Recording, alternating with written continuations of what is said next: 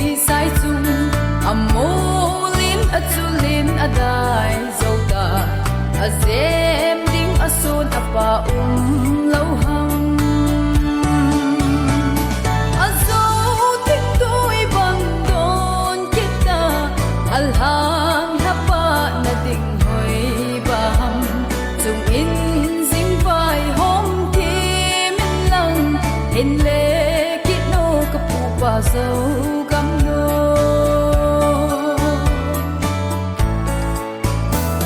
toki kanom kapule pa lena len ka no me zalen ding ka no me chunu vai kun bang hum hum ki theile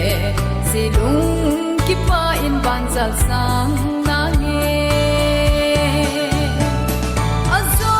tik tui bang don kita alhang hapa na ding hoi baham chung in sing vai hom kim lang in le kit no kapu pa zo